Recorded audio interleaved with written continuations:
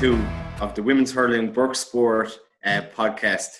Again, a small bit of a change of environment. We've a few new guests, and new guests that are going to be joining us for the rest of the season. So first up, we have Fiona Hickey and Sarah O'Donovan. You're very welcome to the podcast, girls. We also have Katrina Park, who's not joining us tonight, but she will be for the rest of the championship. Again, a formidable lineup, and we're building strength from strength. I suppose just going from talking about championship, we'd be watching every minute of the 2020 championship and bring a full review and preview of every round. I suppose the Monday, it'll be a Monday show. It'll be out every Monday. So like, subscribe, and we won't be missing out. Sully, new recruits, what you make of them? Look, they're new recruits, but I suppose they're experienced hands at the same time. I suppose you're lucky that Katrina Park isn't with us, or you'd be just edged out of the bronze medal position for hurling talent. You're clinging on to third place there, lad. But sure, look, we were going to jump straight in and preview the championship, but we're recording this on Wednesday, and Offaly have just pulled out of the game on Saturday, and it's just very hard to get our heads around it. It's definitely just mind-blowing. I don't know what you think. I don't know who to go to here. Usually if Hickey was on with us, I'd go to Hickey for the insight. And if Sarah was on, I don't know who'd give us the most insightful comment. But I suppose we'll start with you, Sarah. You're at the top of the screen here and look at that. What do you think of that? Just, it's hard to get your head around it. Extremely so. Is it a group of players who've decided not to come in as part of the panel, or has it been a complete panel effort that they've all walked out? Like, how long ago were the Camogie Association aware of this? What repercussions does it have for the Camogie Association and for the group? I suppose the one thing is that because it's happened in the first game, the parameters and the things that could be affected in terms of this goal scoring difference and things like that, if they don't come back into the championship, it'll make it easier. Yeah. You know, what does that say about that? Yeah, I don't know if you remember in 2014, Fiona, when we played Antrim and Bruff in the intermediate championship, and they had the same issue that the players didn't want to play, so Lochiel came down and played and put on the Antrim jerseys just to keep the tradition of having a team in the championship going. But yeah, maybe surely you'd imagine Albert used to manage Rhinas. Rhinas have a Leinster championship to prepare for in January. Surely putting Rhinas out in the Offaly jerseys is a better move than just leaving the championship on the Wednesday before it starts. Yeah, I remember that. And I think Lochiel, not a bad team to be putting on the Antrim jerseys. You know, sometimes the club team, and I think especially with the whole COVID thing that's going on, I just know from our own setup, our club have gotten closer than ever. There's a stronger bond than ever. We've girls back playing we never thought to be playing. At the moment, there's a really strong club ethic going on, I think, in every club around the country. And I don't know, we were talking about it off air. You were saying, Sully, possibly that just the fact that Rhinos have had such a good run. You were saying that possibly because they've had such a good run, maybe they just want to break from it now, and possibly those players pulling out means that they don't have a panel to play. But as you said, why not get the Rhinos girls, throw on the Offaly jerseys, fulfill a fixture, let them, debrief and see what's going on, and possibly Offaly get their act together and be able to fulfill the next fixture. Mm-hmm. It's very, very disappointing and fairly embarrassing for Camogie in general. When you're trying to talk about 2020, can't see, can't be. We can't see Offaly senior Camogie team playing this weekend. So it's shocking for the young girls of Offaly who are looking forward to seeing their senior girls playing this weekend, and it's not happening now. No, it's in terms of Cork, Galway, and Wexford.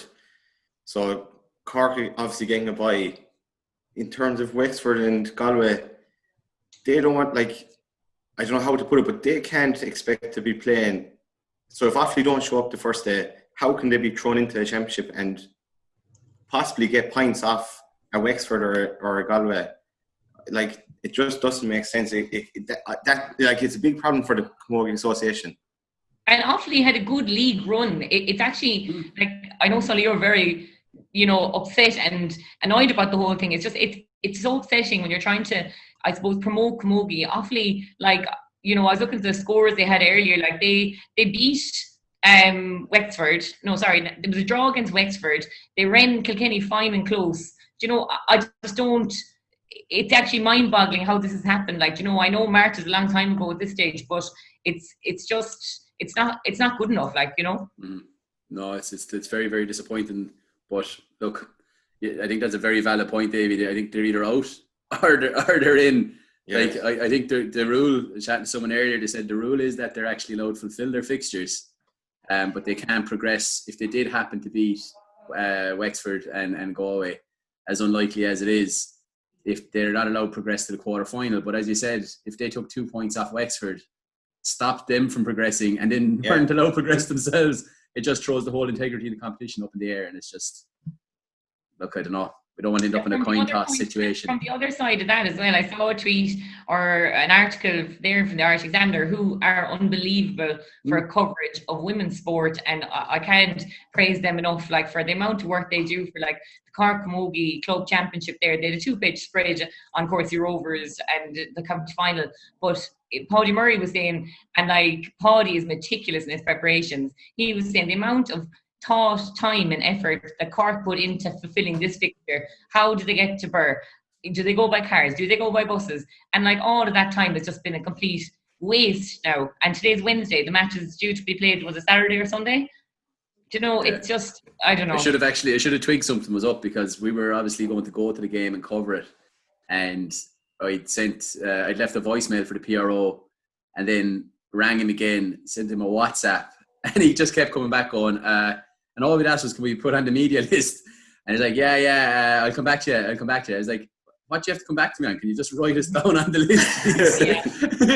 So maybe you should have tweeted at that stage that there was something wrong. But look, especially after talking to Hilda earlier in the week, and she was so positive, and you'd be so, I suppose, optimistic about the future of the game. Like, this has felt like a real kick in the stomach today, to be honest. And it wasn't intended for this to be negative. So let's try and get it back on track. And look ahead to the championship that we do have in front of us. So, ironically enough, Fiona, you were going to look at Group 1, which has now been fairly shorn. But look, take us through it. Tell us how you think it's going to play out. Well, it's one less team to talk about anyway, even though we spent enough time talking about them there. I suppose you Cork, so Galway, Offaly, who are no longer taking part in the first round anyway, and Wexford. And I suppose it's going to be a very exciting group, really. Sure, Cork and Galway, happy days. Everyone is mad to see them play. Cork, by all accounts, have been training very hard. I suppose the return of Thompson is always good news for Cork and for pundits alike, because she's always interesting on the pitch, you know, with her athleticism, and there's always going to be, you know, just moments of excellence from her. So it's good to be seeing her back on the pitch. I think they had a good run in the league. Like, they were hammering teams in the league, and I think they just, I suppose, set out with a point to prove. Again, from last year, and sure, Paddy never wants to lose any game. I think they were playing Tip. They played Tip in a challenge again recently as well. So it's all guns blazing come from Cork. As far as I know, Tip put it up to them. They only won by, I think Cork won by about 2 points or something. But I think Cork there will be, again, out with a point to prove. They haven't won any silverware in a while now. So I think it's a very exciting group, and I would be really looking at Cork and Galway to put on a good exhibition there when they meet each other. So you're saying that out of those 3 teams, Cork and Galway, you kind of dismissed Wexford there easily enough. We'll talk about Wexford for a minute. I suppose it's good to see, again, talking about strong club sides. Sully and Davy, I know your predictions haven't been great. Did not call Oulart winning that club championship in Wexford, and I think looking at the team there, did you? No, we didn't. Sully didn't. Actually, I thought he didn't. But looking at the team there, like, backed by like Ciara Story, both Lacey's on the panel, you know, Ursula Jacob, they're rolling back the years, and it's lovely to see such a strong club with a club side that has such strong roots. I suppose back winning senior championship, and again going back to like the positives that COVID brings. I think something like COVID has really, you know, helped a club like Oulart, who have such a strong history, and winning a club senior championship there was so important to them. And I think that can do nothing, hopefully, but good for Wexford Camogie in general, who didn't have the best old year last year and are down playing Division 2 league this year. I think they gave Kerry a good hiding at the start of the year, but didn't get to play any more matches. But I'm not writing off Wexford, don't get me wrong. But it'll be very exciting to see them back playing, hopefully, with a strong panel. talk to me. Who's going top in the group? So I'm going to go Cork, lads. I'm going to go Cork. Right. Group 2. We've Kilkenny, Waterford, Limerick and Westmeath. And Sarah, you have a nice colour-coded chart there. So talk us through those 4 teams. I think straight away, just looking at it, it's going to be a good bit more competitive than Group 1. I think it's kind of Goliath versus the underdogs a little bit. Kilkenny and Waterford obviously have a lot of experience over the last couple of years.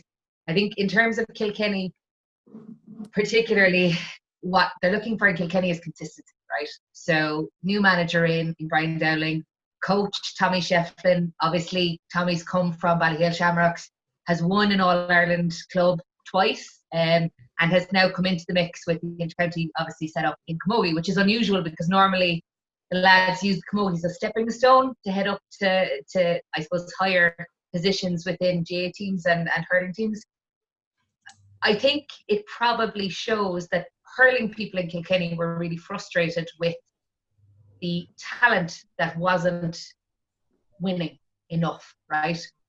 And it's great to see Tommy and Brian saying, you know what, give us a go, because the girls are so talented and they're my favourite team to watch, but performances in Croke Park are so hard to come by for them.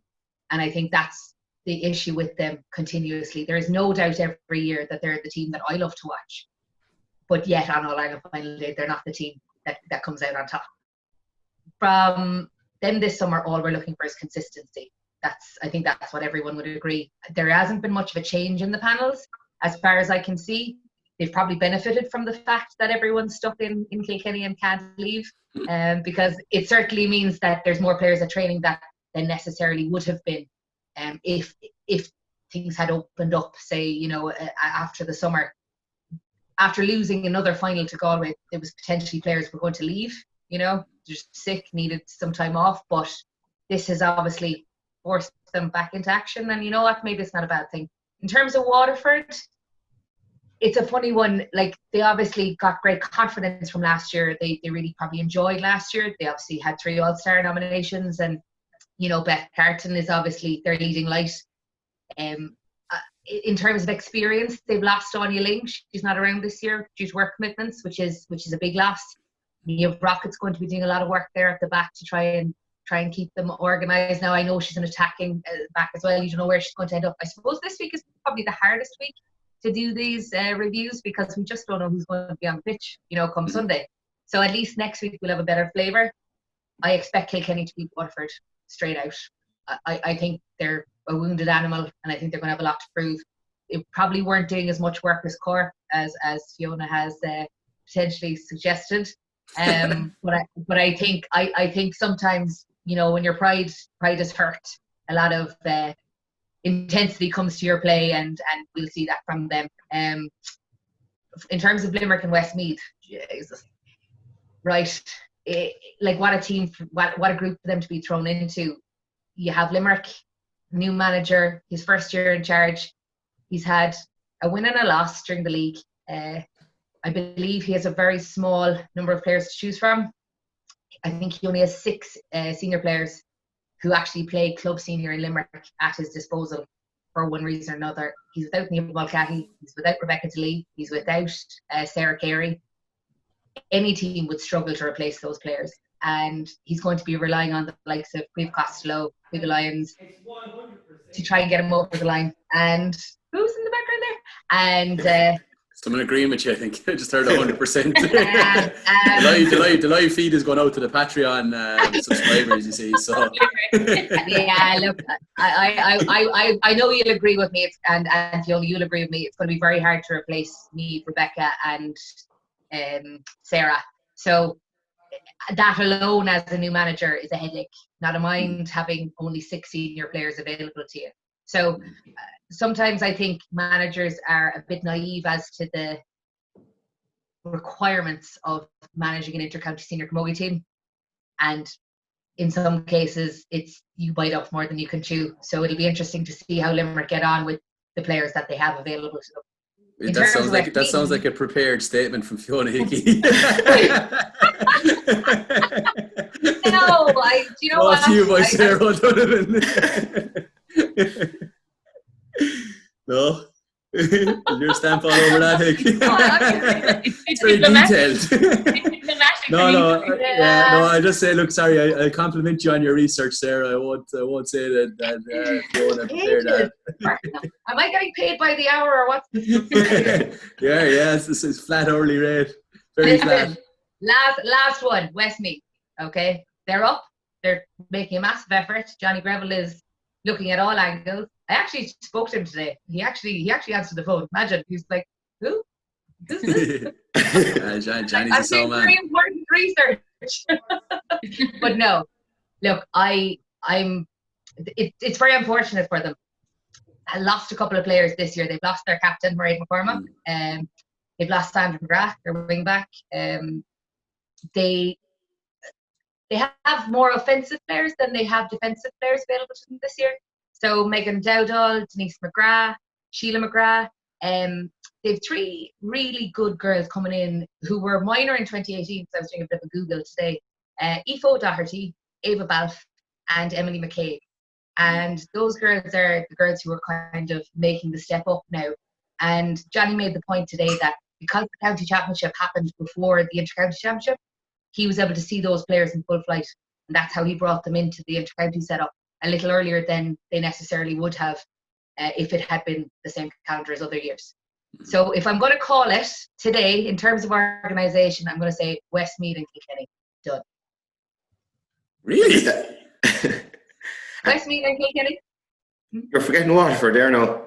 No, I'm talking about the 2 matches this weekend. Sorry. Right.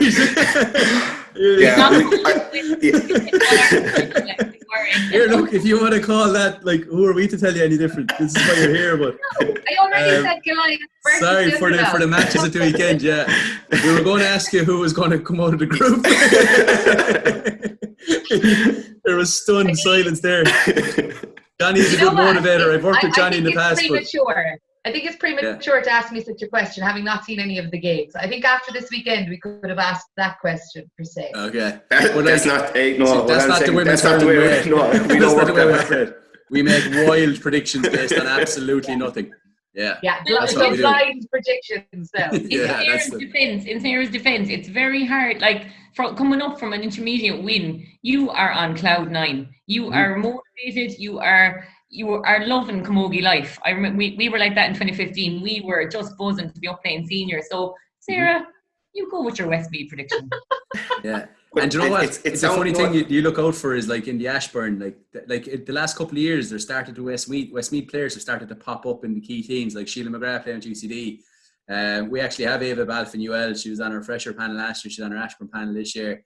Maeve Scally and players like this kind of started to pop up around the place. So you can see when the county's starting to progress, you can see the younger players starting to appear in these Ashburn teams and stuff. So it's a real and they want to play Ashburn. That's a huge thing. People like that before would never even bother thinking about committing to an Ashburn panel. So it's lovely to see players. Johnny's a legend. If they're in the county, Johnny will get him to play for him. Like, we had him last year. He was the coach of the Westmeath Hurlers, and geez, the amount of days he nearly got me killed. He'd be giving speeches in dressing rooms, and he'd be going out throwing water bottles at lads and everything after. It's unbelievable. Yeah. So right. So you're going to go. One last thing. I must ask about Abby Flynn. Yes. Waterford. Yeah. Does she play 40 sports? Because when she's an Irish international basketball player, for starters. And soccer player. And soccer as well, I think. Yeah. And camogie, football. Yeah, top class. Top class. So given the absolute opportunities in those other sports, how are we going to hold on to Abby? It's hard to know. Hard to know. Yeah. Like, I suppose. Very sexy opportunities in basketball, soccer, AFLW. Look, she missed the biggest opportunity in camogie by going to an alternative college instead of coming to UL when we asked her to come. It's not an advertisement for UL. So straight away, look, the camogie career's on a downward trajectory. But this is a vehicle for UL. This is the only reason it was set up. Are you looking for another sponsor? It's a propaganda machine for the Ashford team in UL. I'm going to wear my UCC jersey next week. But I'm just reading into it. So, Fiona, you said that Westmeath will be on cloud 9 coming up from intermediate last year. According to Sarah's research there, they're going to be on cloud 9 after their first senior game as well. Why not? Why not? Like, you it's know, not inconceivable, is it? Like, it's not inconceivable. I still wouldn't back them to beat Limerick, just purely in that it's so hard to get my head around it. But at the same time, that's not a Limerick team going out on Saturday. As you said there, Sarah, like, when we be sitting down to pick Limerick teams for the last 4 or 5 years, you'd be looking, first thing you do, throw Carey in at 6, throw DeLee in at 8, throw Mull in at 11, and then you'd be looking to see who else you had after that. Yeah, so like, that's the spine of your team, like. And then Murphy. the other key players like Deborah Murphy, Karen O'Leary, it's just very disappointing. Yeah, it's just hard to see. Limerick are a sitting duck on Saturday, and it will be a big win for them. It's a big game. It's a seminal moment for Limerick Camogie. Like, to lose to Westmeath in the championship will probably be as low as it's been in 8 or 9 years. If they win, who knows? Look, with an inexperienced squad, it could give them just that momentum to go on and maybe have a crack off Waterford, and they could end up in a quarter final again. But you'd worry for them, and if they lose, it'll be a low day, to be honest. But it's not inconceivable. You're dead right, Sarah. So I suppose I'm going with Westmeath anyway. Sorry, lads. Yep. I agree with you. I agree.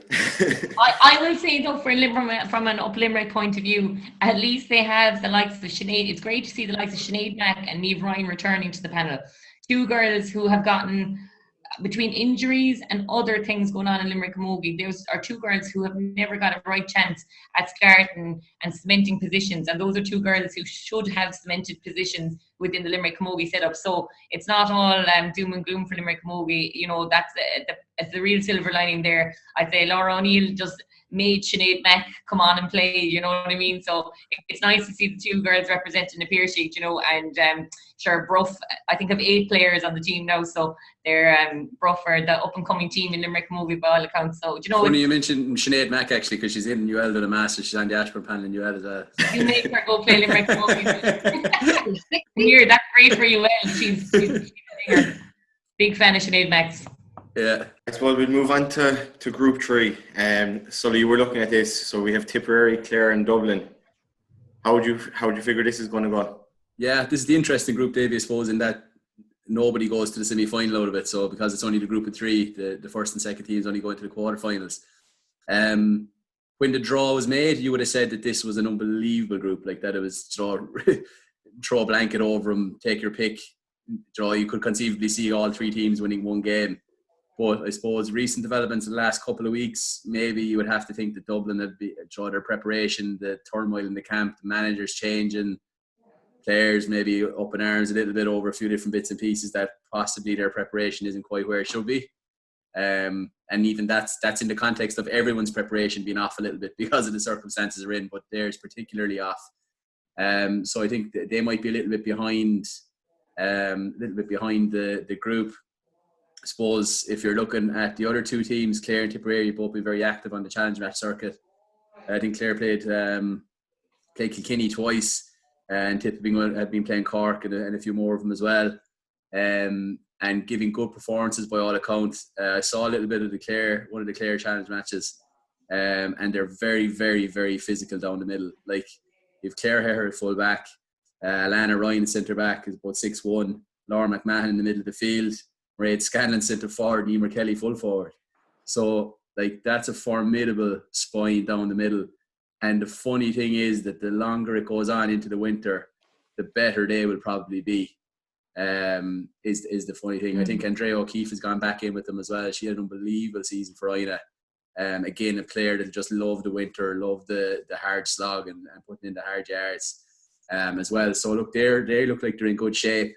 Tipperary, I'd say Bill is probably happy that the Munster Club finals didn't go ahead. It's given him a small bit of breathing space, that he wouldn't have had the Drum and Inch players until this week, and he wouldn't have had the Thurles Sarces players until this week, like Karen Kennedy and Loughnans and a few more of them as well. So their preparation was obviously hampered slightly by the fact that they didn't have access to those. But look, like, they were the form team. No, that's not fair. Cork were the form team of the league, but Tip were definitely the next in line with regards to their results. They'd beaten Galway in the league. They were heading for the league final. So you'd imagine with Drum and Inch going well, the club champion Tipperary was very competitive. I think Tip will top the group there with Clare in second, and they'll progress to the quarters, I think. Yeah. Sarah, that kind of turmoil in with Dublin, that kind of came about there last week, I think it was. Do you have any of the inside information on especially in the management side of things?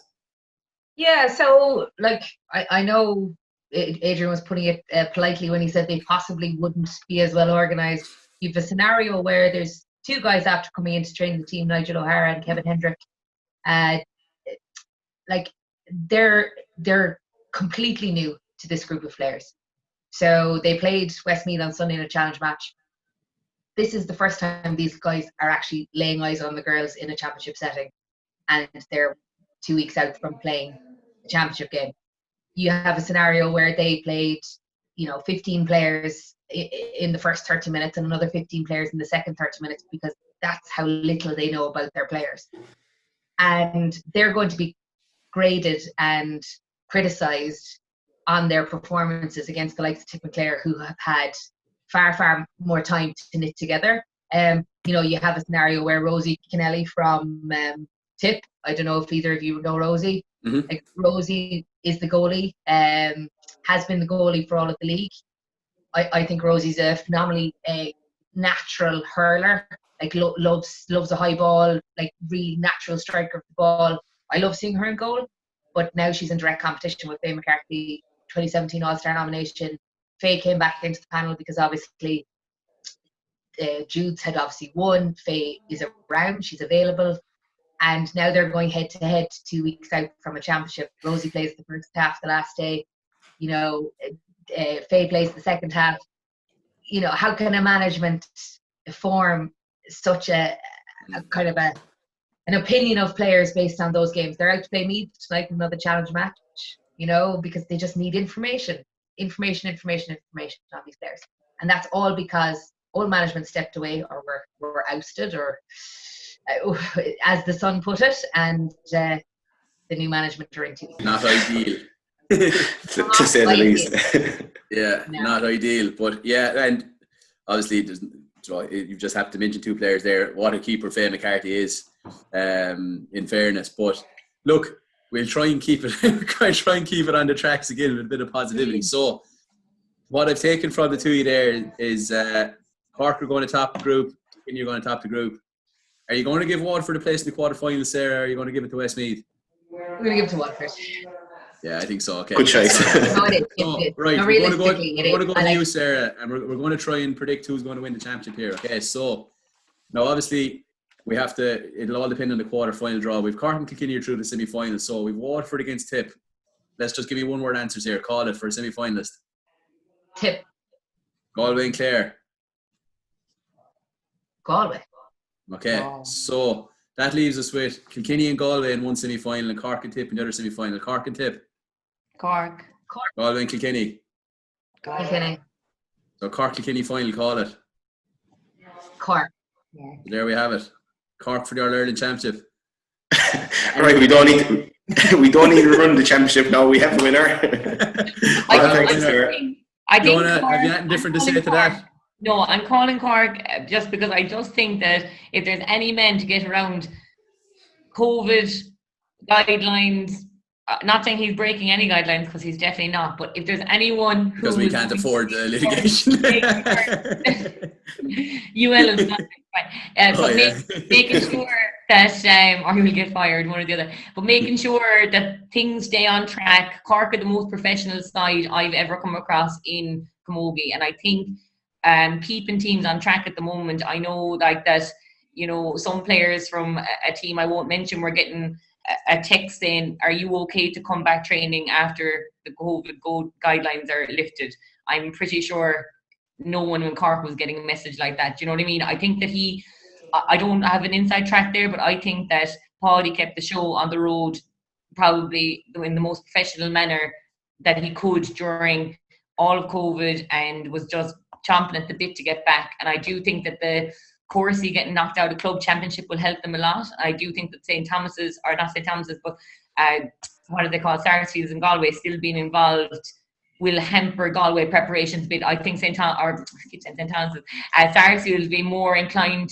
I suppose it's such a novelty to get back to another All-Ireland final for them. I'm not sure that the Sarsfields players' focus will 100% be with Galway. I feel like that Corsi's being knocked out of club championship will really help the Cork setup. I have a funny feeling that up around New Inn or Ballon now, the three Mcgraths are recording this and playing it on a loop on the way to Galway. I'm saying up Sarsfield. Davey, I suppose, look, the two girls who predicted Cork, we had Liam Cronin on here on Series 1 of the podcast. You've trained under him with Erogue and Clare. What's he going to bring to their setup?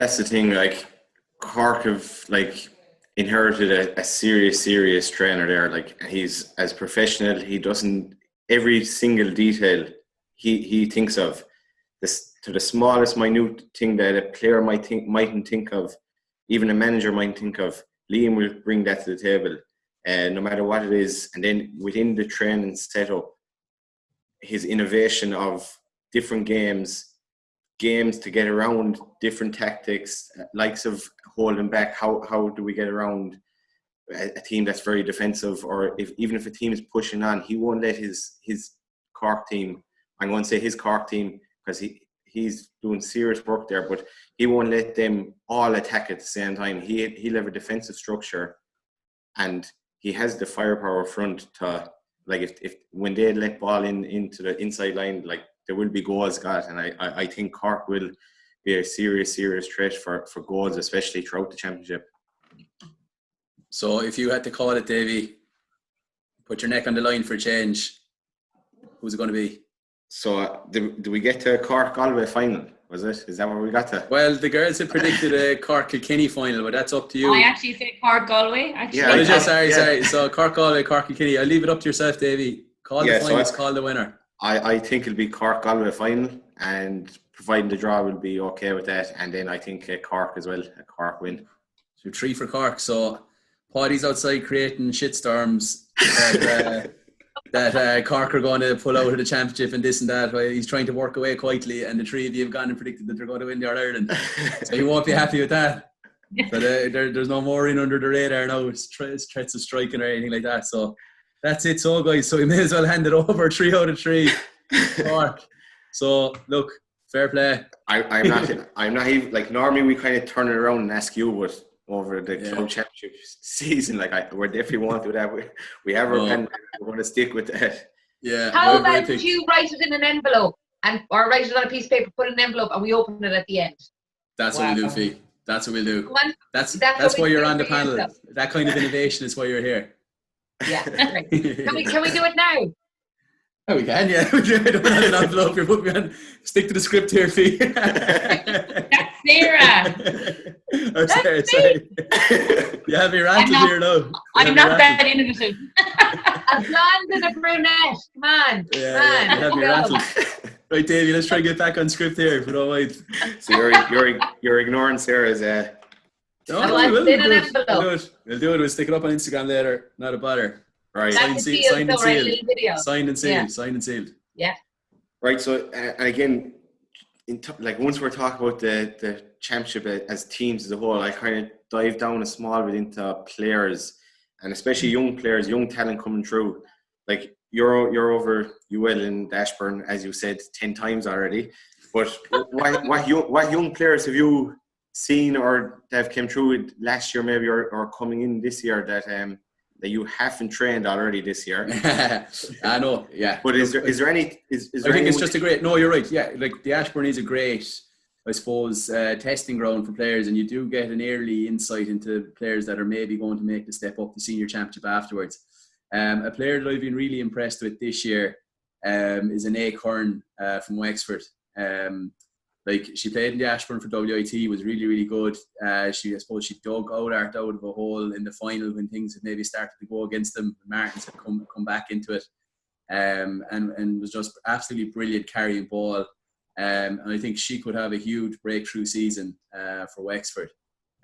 Obviously, look, Wexford are in a rebuilding stage, and they're in a very difficult group, so she mightn't get the opportunities to really, really showcase her talent. But there's something starting to stir in Wexford again. Like, you know, like, they have Chloe Fox there as well, Sarah O'Connor, and they're starting to slowly but surely build it back up again.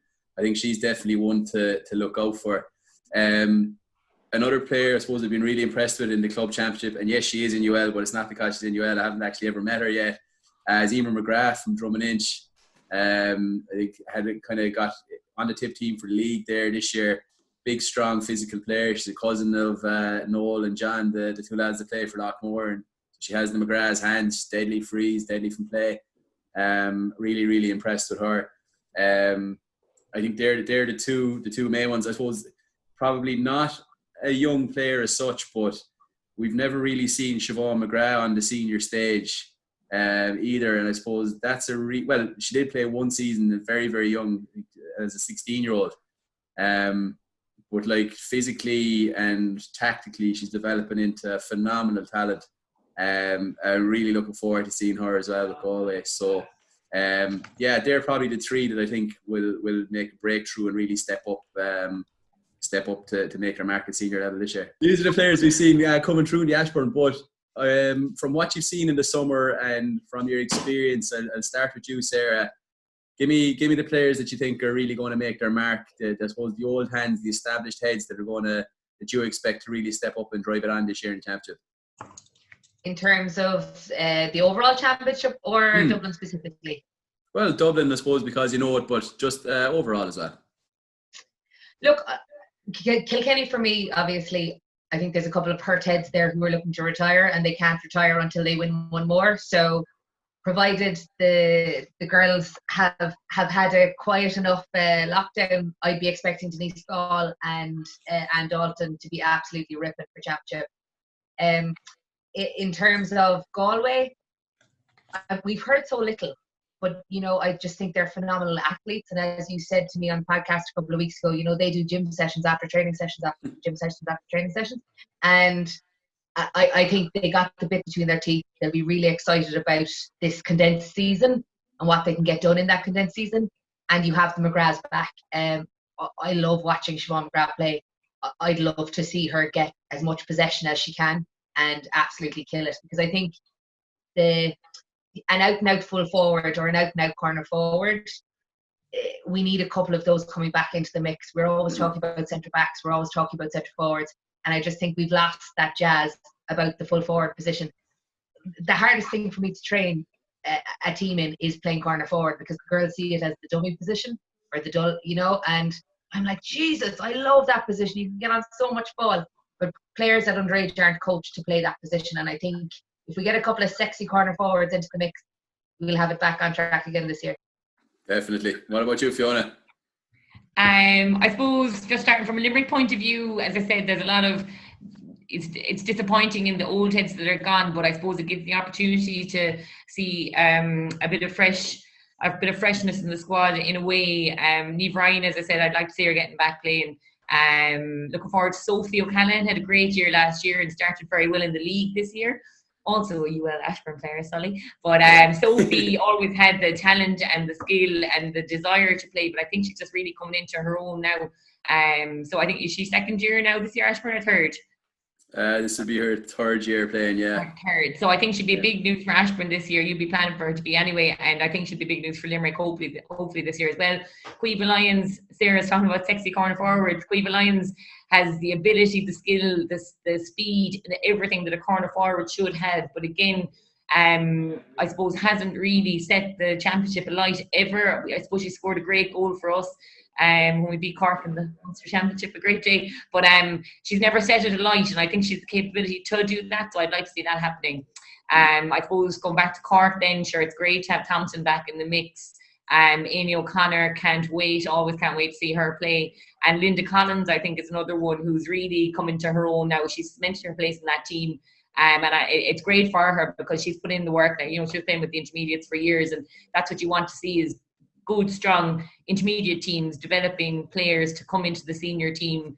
And I think she's done that now this year from what I've been hearing around the place anyway. So, and Tip, can't wait to see caught. Unbelievable. She just can't do any wrong this year club wise. Sure, we all saw that viral video of her. She's just different gravy, and I think she deserves a really strong Tip panel, a really strong Tip team. She gives it her all, but I suppose panels haven't gone her way and stuff for the last few years, and this year I think Tip would really give it a right rattle. As you said, like, they started so well in the league. They were on course to get to an All-Ireland final, league final.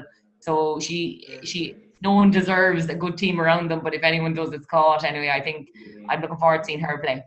Yeah, top class. Geez, we played them in a challenge match this year in the summer, and like Clonalty were absolutely stink on the night, and I think she still hit about 115. It was unbelievable.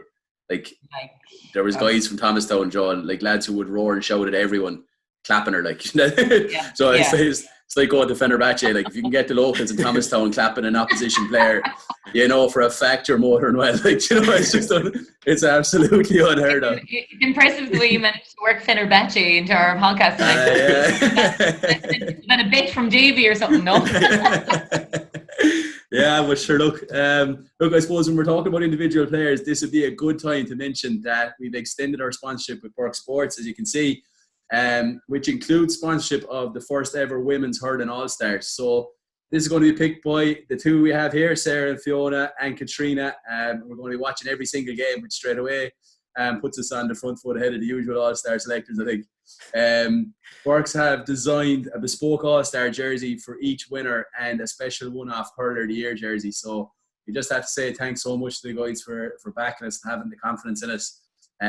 So that's great, and look, it's something different to add to the mix for the winter as well. Like You're not asking us to call it now, or you know? No, not at all. This isn't the real All-Stars. This is the Women's Hurling All-Stars. You don't pick it before the championship starts. Oh, yes. But on a serious note, like we did a lot of giving out earlier on, especially in the first couple of the first season, the first couple of episodes on how the All-Stars got picked, and it was always basically the final, possibly the semi-final that gets it. But it will be interesting to see if the girls just go with that again, that motto, or will you actually pick from the group stage if a player is performing or well? Will the process be different and we won't, or will it be the same and we'll have to give out about you as well? Yeah. We love the pressure. We'll make a scoring rubric now and everything, and we'll make it all very transparent. All right, Dave, is that all right? That's no problem. What's rubric mean? I was having that. You're obviously not a teacher, Sarah. Never mind. We'll post it on Instagram. Don't worry, we'll post pictures on Instagram. Yeah. But I suppose before we look forward to the weekend's fixtures, last year, Adrian, you took great delight predicting Westmeath was going to win the Intermediate Championship, and again, you were right with that. But I suppose this year, again, we're going to have a quick look at the Intermediate and Junior Championship. Again, I'll come to you first, Sully. Who's going to win in it? Yeah, the Intermediate Championship absolutely called it right from the start last year, Westmeath. But yeah, it's going to be very interesting, right? And I think there's two standout teams. Obviously, Galway, I think, will be very strong again this year. They got to the final last year. It'll all depend, I suppose. Look, again, like you said earlier, Sarah, we won't know until the teams go out in the field on Sunday who's playing with who, or who's stepped up, or who's in that, I suppose. But it'll depend on how many Cahill has brought up from the last year's intermediate team into the seniors, and whether there's gaps in that team or not, or what the story is. The two teams I think are going to stand out for me are Antrim and Down. I think Down were very, very unlucky to lose last year to Westmeath in the semi-final up in Clonus. I think a little bit of complacency caught them. They have a very strong spine there with the Clonduff girls as well, that are used to winning, that are used to getting to Croke Park. And they have a young player, Saoirse Sands, who has an absolute cannon of a left hand. I happened to see her playing a challenge match quite recently, and literally just will shoot from everywhere. I think she's from that famous Sands family. I think her dad played for Down over the years, was an all-star as well. They're top class. And Antrim, I think we called in one of the early podcasts that we were tipping them to get promoted in the league out of Division 2. They had a savage minor team last year. They have really strong school teams. They're competing at A level and underage. I think they had a hammer Tipperary in the league. So I think it's going to come down to, it'll depend obviously. Traditionally the last couple of years, the county second teams have been very strong. Cork and Galway are always going to be very strong. But I think if a first team is going to come through and win it, it's going to be one of those. It's going to be Antrim or Down. And if I had to call it, I think I'll go with Antrim. Antrim for the intermediate. So it'll be interesting to see how it plays out. They're in a tough enough group, off the top of my head, because I haven't done the proper research. Carlo and Tip. Yes. And, You can edit out that little last bit. Adrian, there's 13 teams in this competition, right? Yeah. And Meath have spent the last 6 weeks playing senior teams. Interesting. Ooh. So, like, Interesting. are you going to consider Meath in the mix as well? No, they are. Look, Meath are strong, I suppose, as well, aren't they? The only thing I would say about Meath is they've been heavily reliant on Jane Dolan over the years, and like Jane's been around a long time now. I think you played minor with her, Fee, did you? But hashtag restack. Restack off to Australia. Jeez, fair play to her. No, look, you wouldn't rule Meath out either. They are strong. I just wonder how heavily reliant they are on Jane Dolan. Like you could argue they're on a downward trajectory. You know, they had their time. They won their intermediate All-Ireland. They were in Division 1. They've come back down out of senior, out of Division 1. Haven't really been doing it underage. Look, yeah, I've no doubt they'll be organised and stuff like that. But in that bracket, organisation brings a lot. Yeah. And, you know, like they're playing Dublin tonight in a challenge match. Johnny Greville said they played them a couple of weeks ago. You know, they haven't been shying away from playing senior teams. So. No, it's very important. Like I always believe in punching up in challenge matches if you can at all. I don't think there's any point in punching down. But like I suppose a key game there will be Cork and Meath, and that group really wanted, like, you know, like Cork have such a breadth of talent. So many minor teams coming through year after year after year, and they use their intermediate team like Galway really, really smartly in that they use it as a stepping stone from minor into senior. And yeah, like I think, look, you could be right. Look, if Meath do manage to come out of that group, like that'll set them up. Like it's practically straight knockout. There's only one team coming out. They'll have to beat Cork to come out, and if they do, that'll be a fair sign that they're in rude health and that they'll be thereabouts. But yeah, we'll see.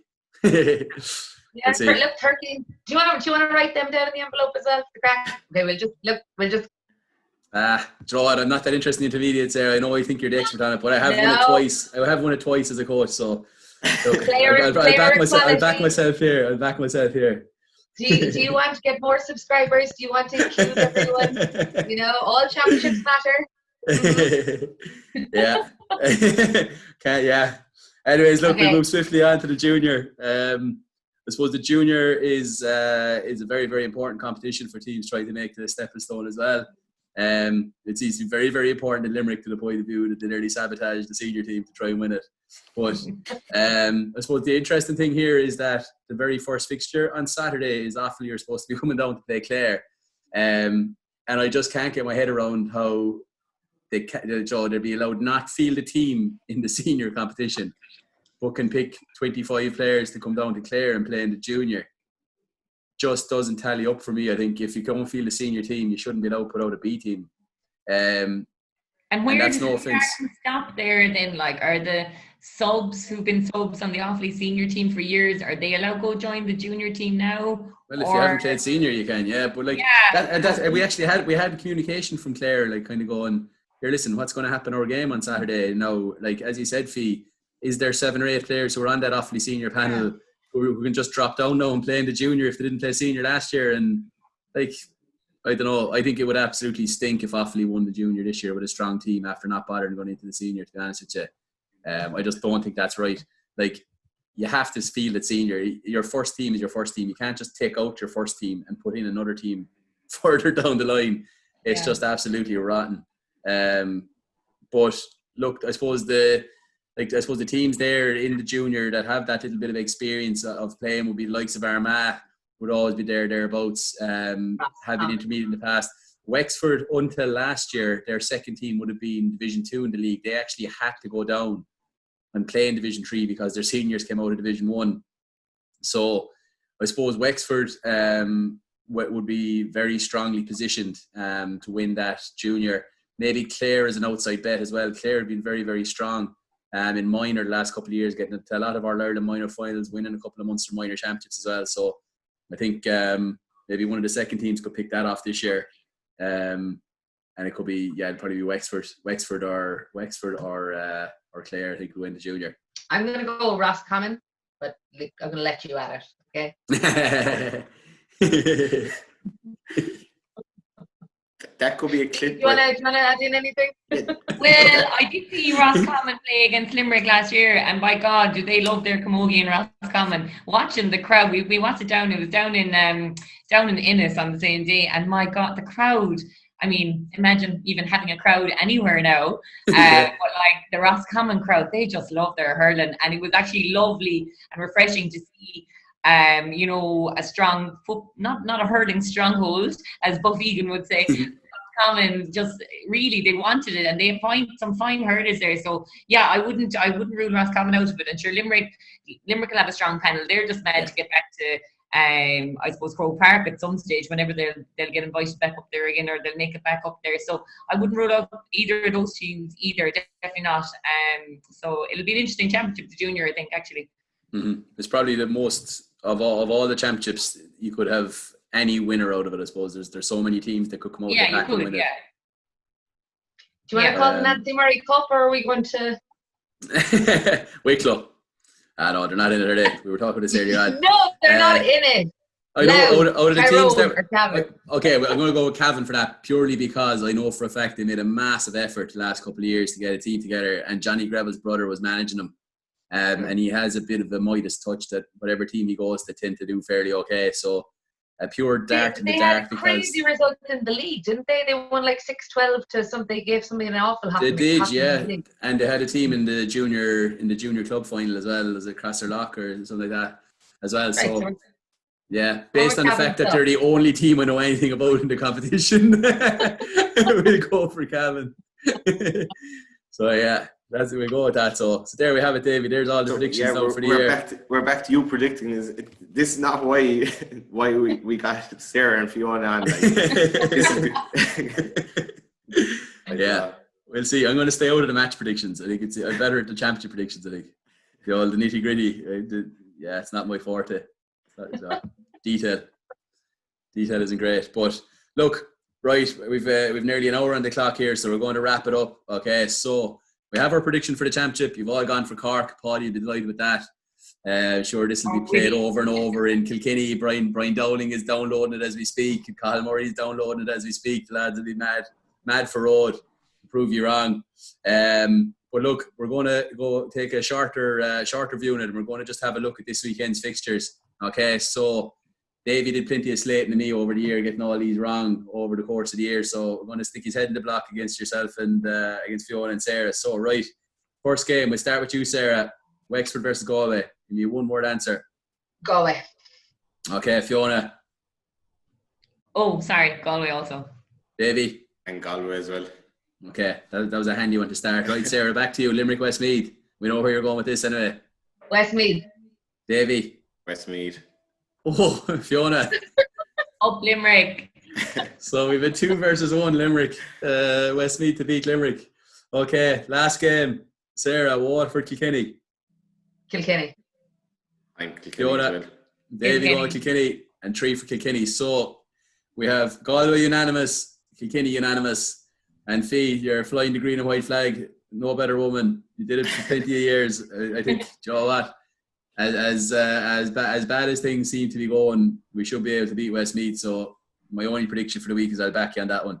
We'll keep the green and white flag flying for as long as we possibly can. Well, I can't wait for Monday's episode. What about Tip Clare? Am I covering Tip Clare? Oh yeah. Sorry, actually, because the Camogie Association switched that from the 25th to the 18th without telling anyone, it's not on the original script. So sorry, fair play, Sarah. Right. Tip versus Clare. Tip. Clare. Fiona. Call to them /tip. And Davey. I'm on Clare. That's actually, all the games, that's probably the game of the weekend, isn't it? Well, Waterford, Kilkenny. I suppose Clare Clip, Waterford, Kilkenny, 2 absolute cracking games. You'd imagine Galway will have far too much for Wexford, even with the logistics of the tough trip down there. Westmeath, Limerick could be tight. You know what? You could have a right weekend in Camogie, couldn't you? So it's definitely something to look forward to. From a streaming point of view, Wexford Galway is live on the Wexford YouTube. Tip Clare is live. Waterford Kilkenny is live. They're both on the official channels, either through the official Camogie page or through Liberty Insurance. As we're speaking, we don't know yet whether Limerick Westmeath is being streamed. You'd hope it is. Limerick streamed their later stages, their club championship. You'd hope that they will stream this game as well. So we'll just have to wait and see. Not really good enough to only be talking about this really on a Wednesday and not knowing. I think I was talking to one of the girls today, and her reply was, "Are you joking? And I said, is it going to be streamed? You know what I mean? And it's just like, for her not to believe it would be streamed, and for us not to know on a Wednesday that it should be streamed. You know, it's ridiculous, like that we've made so many steps forward now. If that match isn't streamed this weekend, it's 10 steps back for Limerick and Moby. So fingers crossed they'll come true. Yeah, hopefully will. Look, the county final is streamed, the intermediate and the senior, and the 2 semi-finals, I think, as well. So, look, fingers crossed it will be. It definitely is the makings of an interesting game, and so I think there'll be plenty of people tuning into it. Unfortunately, we're going to have to end the show here because we've have our cut-off point. But excellent show, great way to get back into season 2. Again, can't wait for the games the weekend. As you said, the majority of them will be streamed. So we'll be sending out links on Twitter and Instagram of all the games. Big thank you again to our sponsors, Bourke Sports. Remember again to like, subscribe, and even you can send us a small bit of cash to influence our decisions in future. But excellent, and big thank you to you, Fiona and Sarah, for coming on for the rest of the season. And again, look forward to same time, same place next week.